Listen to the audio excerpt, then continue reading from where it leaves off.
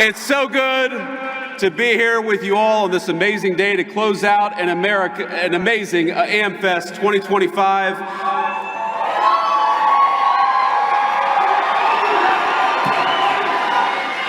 What an amazing crowd all of you are, and I have to admit, today solved one of the great insecurities that I had. Because as I've watched Nicki Minaj come out and declare her support for the truth, for courage, and for wisdom, I've had this little nagging voice in the back of my head wondering whether she thinks I look like the JD Vance meme.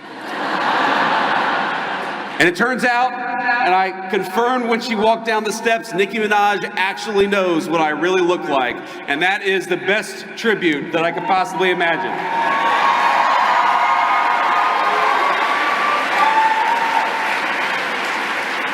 I have to start off with a note of gratitude. Erica, I cannot thank you enough for your strength, your grace, and your kind words of support for this administration and for me personally.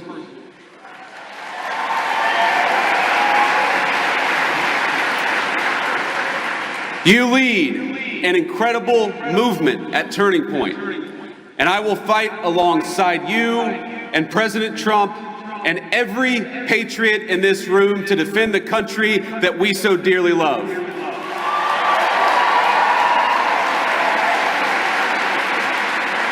And when I say that I'm going to fight alongside of you, I mean all of you, each and every one.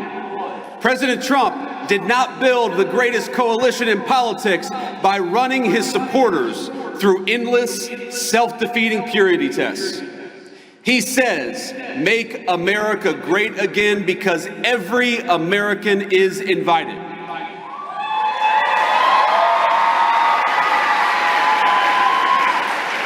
We don't care if you're white or black, rich or poor, young or old, rural or urban, controversial or a little bit boring, or somewhere in between. People of every faith come to our banner because they know that the America First movement will make their lives better, and they also know that the Democrats don't care about anything other than maybe transing their kids.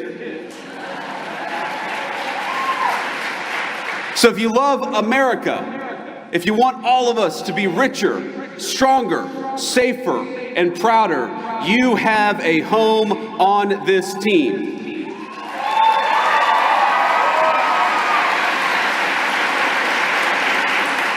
I didn't bring a list of conservatives to denounce or to deplatform, and I don't really care if some people out there, I'm sure we'll have the fake news media, denounce me after this speech. But let me just say, the best way to honor Charlie is that none of us here should be doing something after Charlie's death that he himself refused to do in life. He invited all of us here.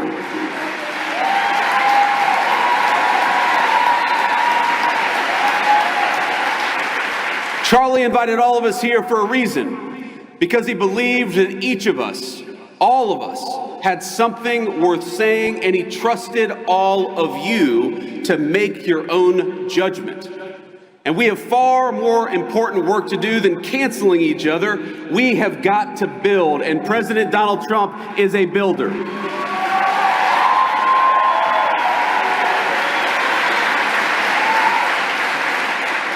We're building a better country right now, and you have a rightful place in the success of your nation and the success of this movement. And we build by adding, by growing, not by tearing down. Charlie Kirk was a great builder too. He understood that any family can have its disagreements, its tough conversations. We can learn and improve and treat one another better. We can love each other despite the disagreement. But winning demands teamwork. And I am honored to be on Turning Point's team. I'm honored to be on your team, and I will stay that way.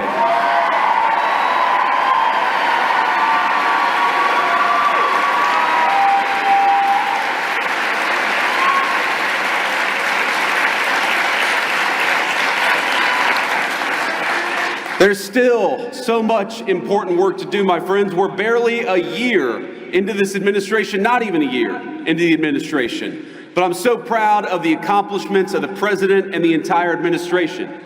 In just a year, we ended Joe Biden and Kamala Harris's border crisis.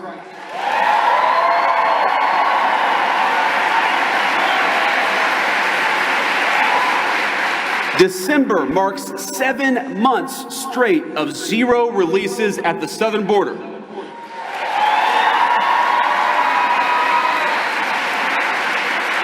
More than 2.5 million illegal immigrants have left the United States, the first time in over 50 years that we have had negative net migration, and it's just the start.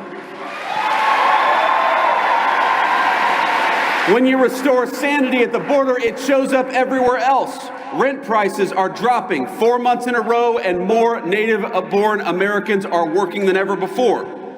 Kamala Harris opened the border and destroyed the economy. The Trump administration gave you net negative migration and much more job creation.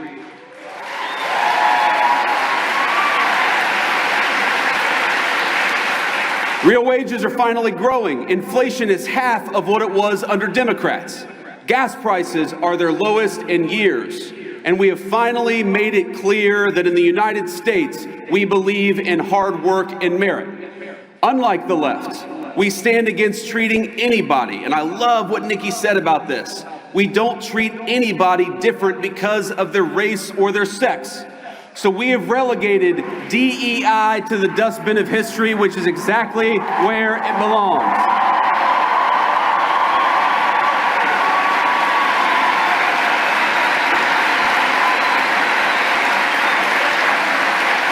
In the United States of America, you don't have to apologize for being white anymore.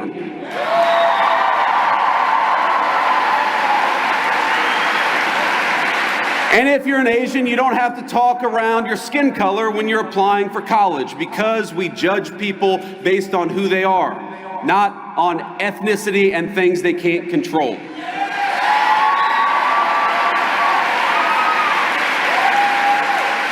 We don't persecute you for being male, for being straight, for being gay, for being anything. The only thing that we demand is that you be a great American patriot, and if you're that, you're very much on our team.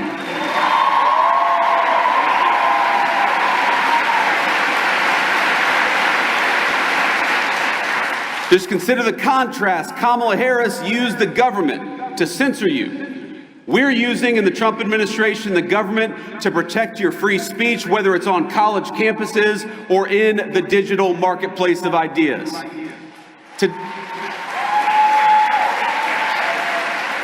Today, our military is welcoming patriots instead of firing them for refusing to accept an unlawful vaccine mandate.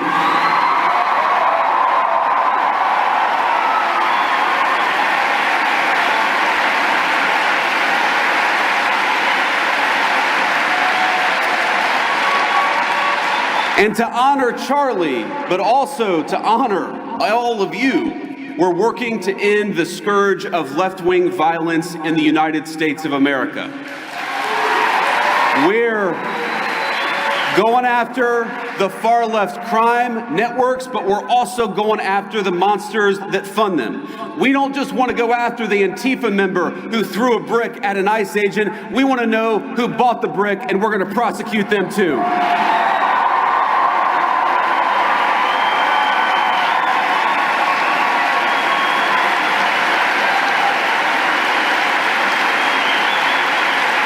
We're making America healthy again with our great HHS Secretary Bobby Kennedy.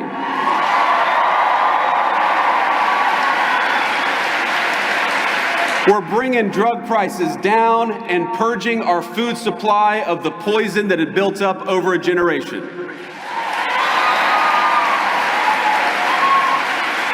But my friends, there is so much more to be done. And the people saying we need to be doing more, we need to be doing it faster, trust me, I hear you.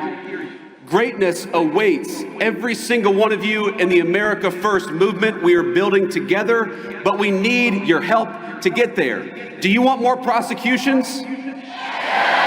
Great. So do we. Donald Trump and I have a list of better judges and prosecutors to enact swifter justice. So join us in the fight against the stupid Senate rules to stand in their way.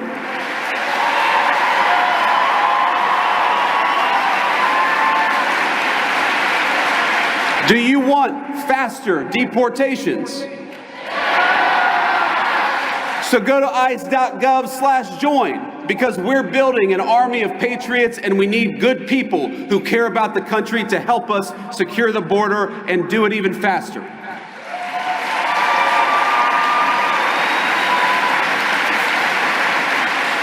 Do you want rents to keep dropping and wages to keep rising as they have over the last few months?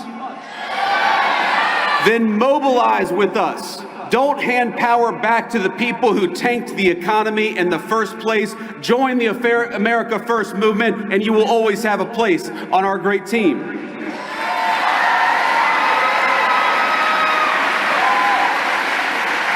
Next month will be the official one-year anniversary of the Trump administration, and I am damn proud of our record so far.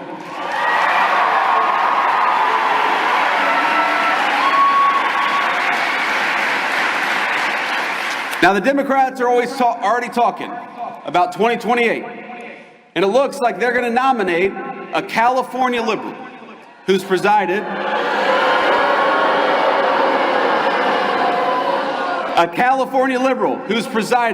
over rolling blackouts, open borders, and unchecked violent gangs. They're just trying to settle on whether it's going to be Gavin Newsom or Kamala Harris. And in the meantime, what are the Democrats offering you in the meantime? I got to say, ladies and gentlemen, they are not sending their best. Omar Fateh was Ilhan Omar's candidate for mayor of Mogadishu. Minneapolis. Little Freudian slip there. The candidate for Senate in Maine for the Democrats calls me a Nazi, which is rich coming from a guy who literally has a Nazi tattoo on his chest. And Jasmine Crockett. Oh, Jasmine Crockett. The record speaks for itself. She wants to be a senator, though her street girl persona is about as real as her nails.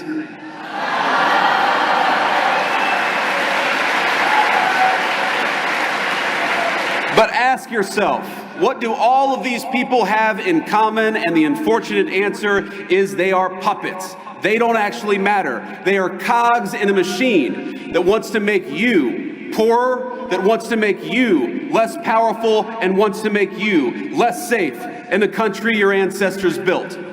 And while President Trump and I are doing everything we can to break that machine, the left is still there, my friends, and they are still very powerful. Don't delude yourselves. It's the activist groups who want to poison your kids with hormone replacement therapy and toxins in your water supply. It's the corporate boardrooms pushing diversity quotas while whining about the fact that Donald Trump won't let them ship American jobs overseas anymore, and boo-hoo to that. It's the rogue district judges who issued nationwide injunctions every time the president lifts a finger. It's the Soros DAs who cheered on as their cities burned. What unites them? They win when our country loses. They get rich when you get poorer. They hire the illegals that they bring in to take your jobs. They drink fine wine in the countries they ship your jobs to. They censor you because they'd rather destroy the Constitution than risk losing an argument. They bring in millions of voters because they know they can't win the argument with the people who are already here. And you know what else unites them? We are going to kick their ass next November and every year after that.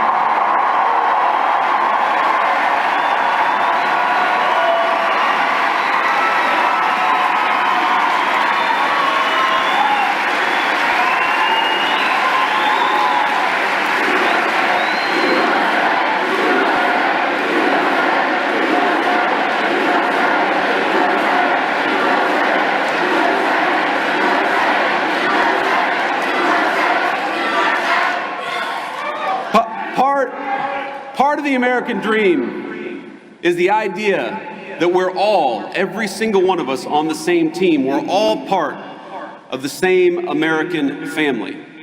If you want to destroy that, do what Democrats have done, not just for the last 5 years, but for the last 30 or 40. Make one race the enemy of another. Make one gender the enemy of the other. Make Americans suspect and despise each other instead of loving their shared country. When I think about some of the most impassioned debates happening in our country, the nature of citizenship, of what it means to be an American, it all speaks to an obvious truth. Americans are hungry for identity. We're hungry for belonging. We're hungry for a sense of our place in the world. And it's no surprise why. For many years, our fellow Americans have been dealing with a globalized economy that homogenized cultures and hollowed out our towns. Academics and activists pushing race and gender politics down everyone's throat 24/7. Big tech overlords using their internet platforms to censor stories that challenge the dominant far-left narrative in our country.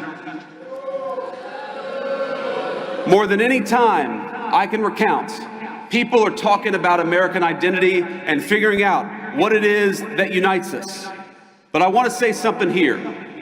The only thing that is truly served as an anchor of the United States of America is that we have been, and by the grace of God, we always will be, a Christian nation.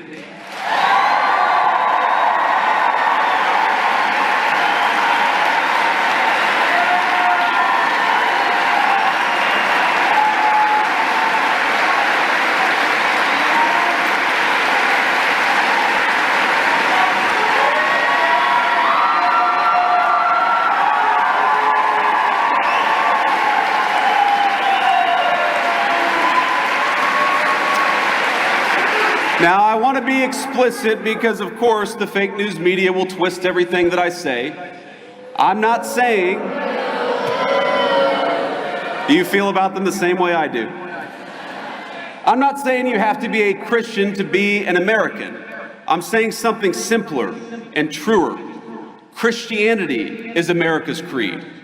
The shared moral language from the Revolution to the Civil War and beyond. Across that history, our country's major debates have always centered on how we could best as a people please God. That creed, think about it.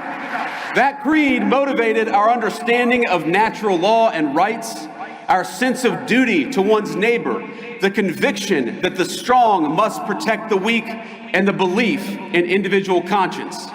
Even our famously American idea of religious liberty is a Christian concept. Because we're all creatures of God, we must respect each individual's pathway to that God. But over the last 50 years, there has been a singular focus, a war that has been waged on Christians and Christianity in the United States of America. And let me say, of all the wars that Donald Trump has ended, that is the one we're proudest of.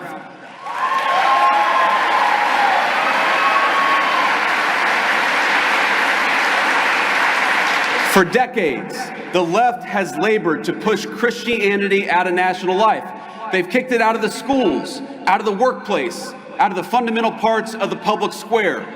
Freedom of religion transformed into freedom from religion.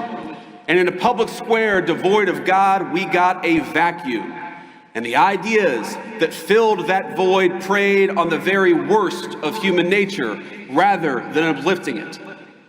They told us not that we were children of God, but children of this or that identity group. They replaced God's beautiful design for the family that men and women could rely on and turn to one another with the idea that men could turn into women so long as they brought the right bunch of pills from Big Pharma. They had all the religious fervor of a zealous convert without any of the grace or forgiveness of a true Christian. Scripture tells us, "By your fruits ye shall know them." And we might ask, What are the fruits of these people and their principles? And the answer is a man named Tyler Robinson who killed my friend.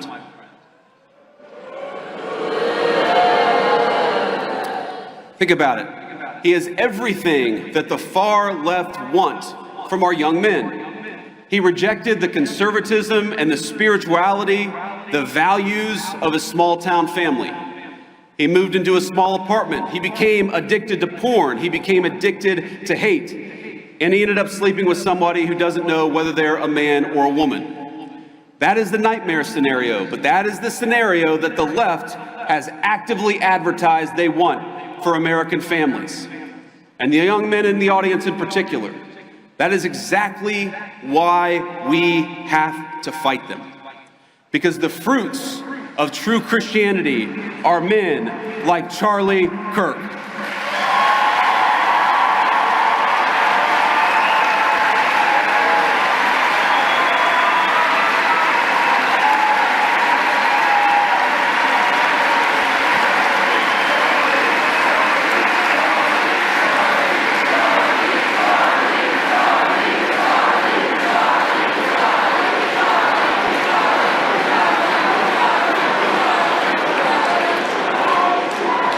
The fruits of true Christianity are good husbands, patient fathers, builders of great things, and slayers of dragons. And yes, men who are willing to die for a principle if that's what God asks them to do.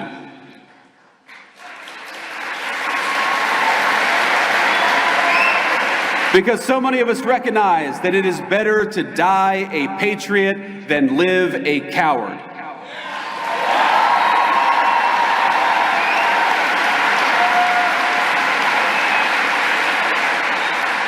I'm going to tell you something I haven't talked about publicly before, but in the days after Charlie's death, I struggled a great deal.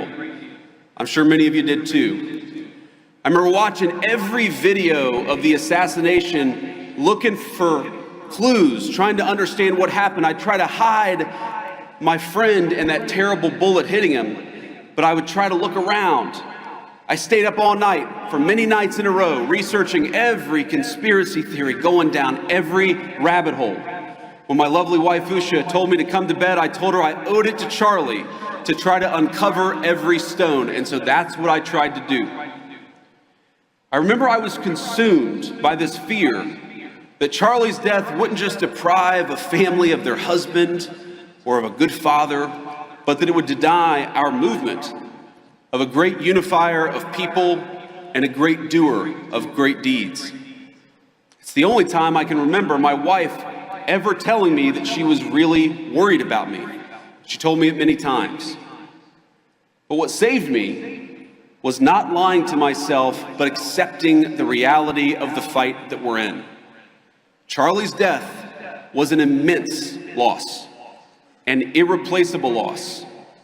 We got kicked in the teeth, my friends, and there's no sugarcoating it or pretending that it didn't happen. We need to accept that. And what saved me was realizing that the story of the Christian faith, like the story of these United States of America, is one of immense loss followed by even bigger victory. It's a story.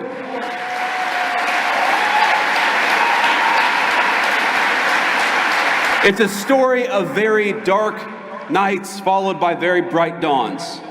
What saved me was remembering the inherent goodness of God and that His grace overflows when we least expect it. Not long ago, I spent time at a Christian men's ministry just a couple of weeks ago. And here's what they do. They take men who struggle with addiction or homelessness and they help them get back on their feet. They feed them, they clothe them, they give them shelter and financial advice. They live out the very best part of Christ's commission. Now afterwards, I had lunch with 4 of these men. It was a couple of white guys, a Hispanic guy, and a black man. They had all struggled in their unique ways. Some had lost contact with their family, some of them for a very long time. Others were desperate to rebuild relationships with their kids so that they could see them on Christmas. But all of them were back on their feet. And what saved them? It wasn't racial commonality or grievance. It wasn't some philosophical jargon. It wasn't a DEI prep course, and it wasn't a welfare check. It was the fact that a carpenter died 2,000 years ago and changed the world in the process.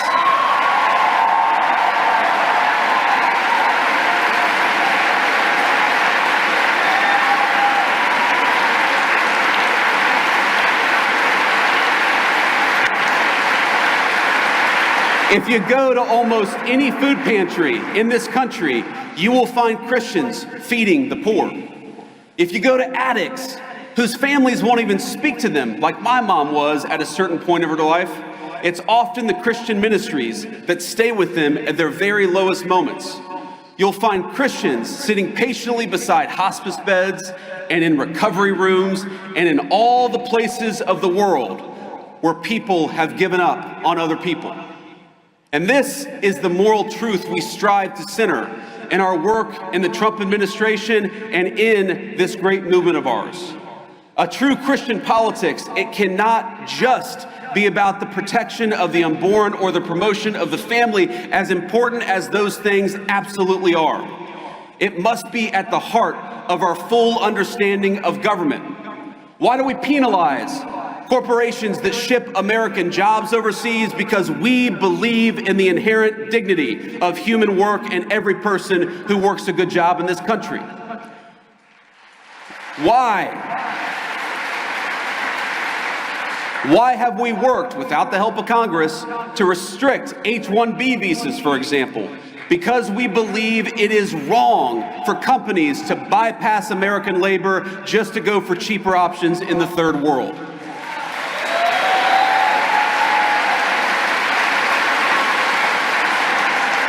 We help older Americans in retirement, including by ending taxes on Social Security, because we believe in honoring your father and mother rather than shipping all of their money off to Ukraine.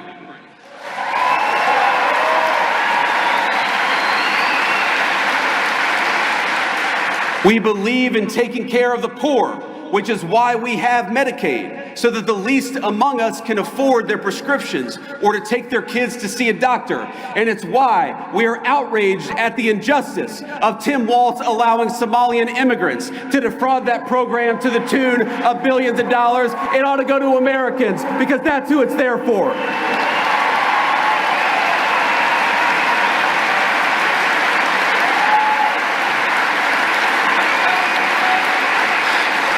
Now, I want to close, my friends, but I have heard you. I know that some of you are impatient at the pace of progress, and my response to that is good.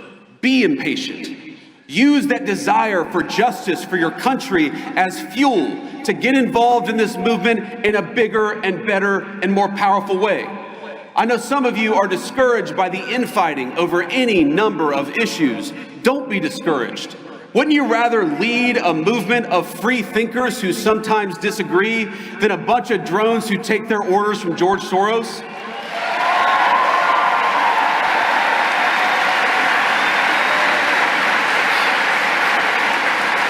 And I know many of you miss our dear friend Charlie Kirk. So do I. I miss his optimism. I miss his energy. I miss the phone calls where we'd strategize about how to get this or that GOP congressman to get off their ass and do something. But most of all, I miss Charlie's wisdom.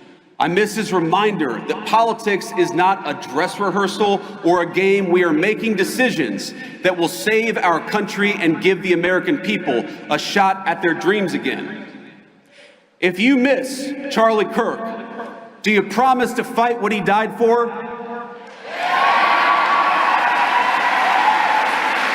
Do you promise to take the country back from the people who took his life? Do you promise to help defeat the radicals who cheered his death? Do you promise to honor his memory by having faith in the God he loved? My friends, commit to these things, and I promise you victory. I promise you closed borders and safe communities. I promise you good jobs and a dignified life. Only God can promise you salvation in heaven, but together we can fulfill the promise of the greatest nation in the history of the earth. Merry Christmas, my friends. Let's keep fighting.